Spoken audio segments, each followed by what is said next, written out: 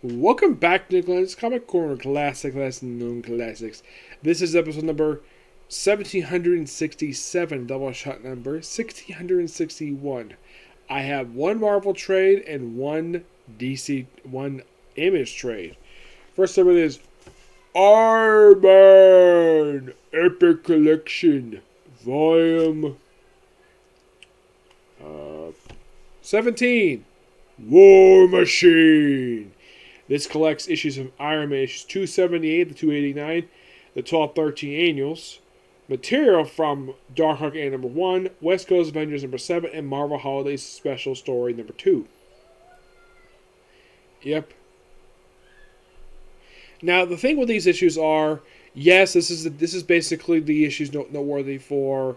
They have some issues here that are part of the Operation Galactic Storm part of that particular epic storyline, which they include in here, which they include like a text recap between every issue. I think it's like 2 of the issues in here are actual parts of Operation Galactic Storm. Yes, but the first thing we have in here is the 12th annual for Iron Man. Yep, the 12th annual. And here's a fun fact. After 13, there are 2 more annuals released at this period of time and then like there's no annuals for about, I'd say about 5 or 6 years before they finally brought it back for Volume 3. Now, the stories in here are written by various writers.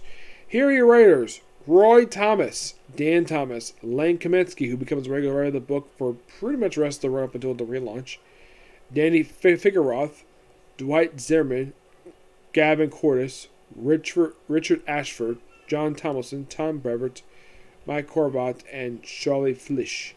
The artwork is done by Tom Morgan, Barry Kitson, Paul Ryan, Kevin Hopgood, Mike Manley, MC Wayman, the late Gene Colan, Don Heck, John Zisky, of course Gavin Curtis obviously, Dave Johnson, Andrew Curry, Copper Smith, and Chuck Waskowitz. The cover art, the front one is done by Kevin Hopgood and Veronica Goody, which I believe Veronica might be one of the.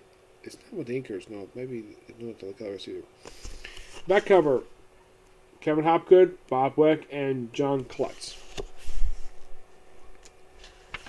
Now, in the case of the stories for the first one, by the way, the first story in the first annual, the annual publishing here, it's written by Roy and Dan Thomas. Now, Iron Man is wearing this armor here, which, if you're familiar with how Iron Man looked back in the early 90s, much less the Iron Man TV show, I believe this is one of the armors he wore on the show. Yes, I believe this was. My friend Angry correct me in the comments below about that. So mostly put, basically, Iron Man's just a normal day in his office, and he sees like this woman, who turns out is Kala, who is basically Mole Man's wife, is former queen. Yep. And there's a flashback. Apparently, she come out and basically she recaps the events of several different stories here. Yes. Did you realize that Easter's going on? Yes. What do you think's about to happen? Food. Oh, okay.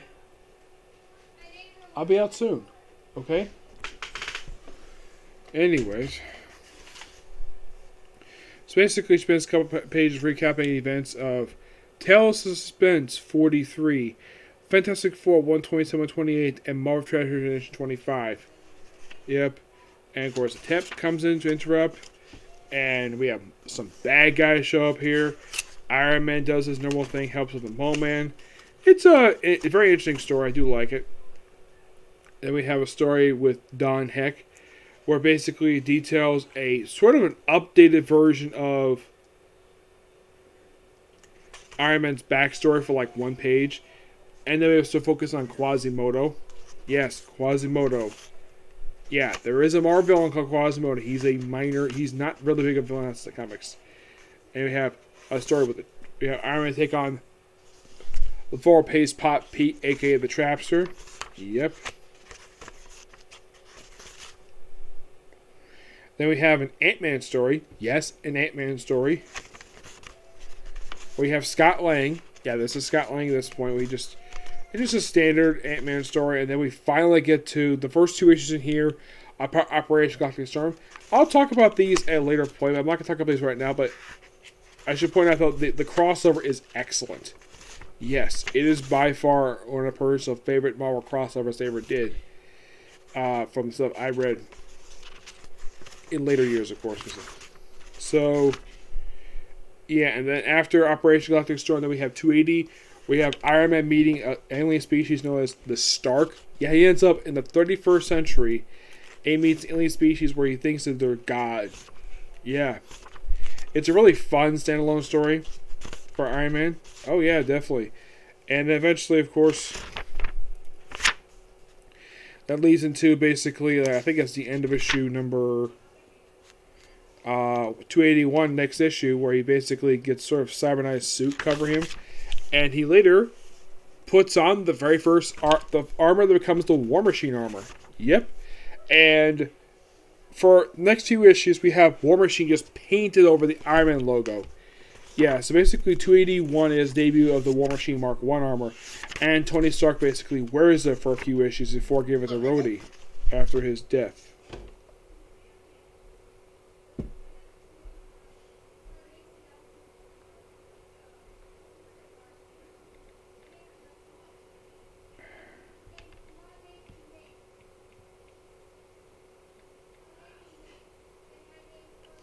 Anyways. Yeah. And we have just Ironwork with sort of a small team of individuals.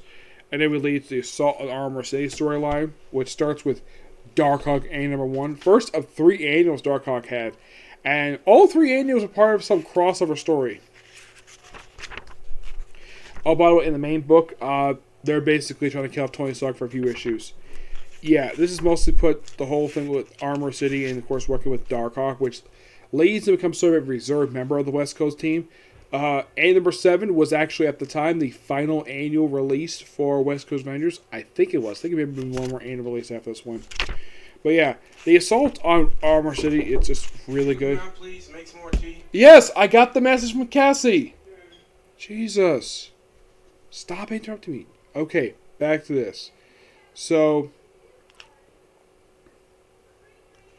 yeah, the Assault Armor City storyline just really good.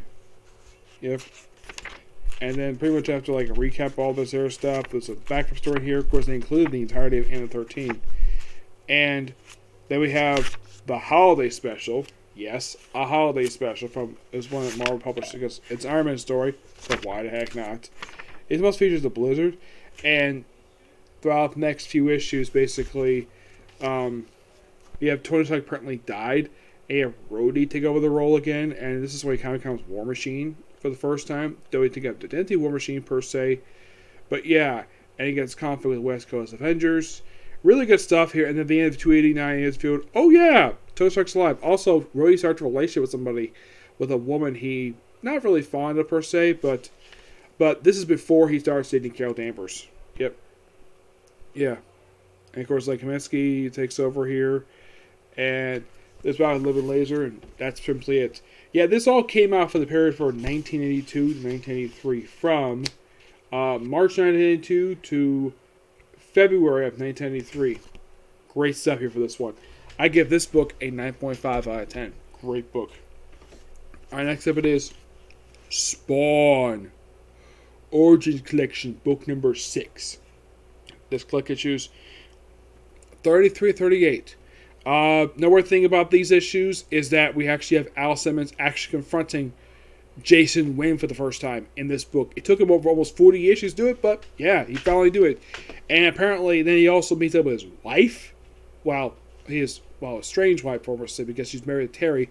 Of course, they have no idea. They think that when you meet with that person, from his wife's perspective, when she saw him, he thought he was like a demon because of his appearance. That's why he claimed to be her late husband, even though he actually is her late husband. So you can kind of see these issues are basically pushing the story forward, but a lot of advancement on part of Spawn, per se. Any debuts, per se? None that I could think of. Alan Moore actually is one of these issues in here, issue 35. Yes, Alan Moore. He writes one of the issues. Though the artwork is still co-done by Todd McFarlane and Greg Capullo. Yeah. Just really good stuff here. I love Spawn. I'm continuing reviewing this because I just love reviewing this book. It's just so freaking good.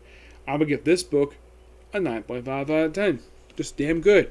Definitely feels like this one where we're progressing forward, and we got a lot of shock revelations, like everyone else finding about basically Spawn being alive. Though, one person ever confirmed is no longer around at this point is Chapel. Yeah, because his death set up a crossover for Youngblood. Yep. So yeah, that's a particular review. Stay tuned for my later reviews today because I have to take care of some stuff. Okay? Next video. Bye.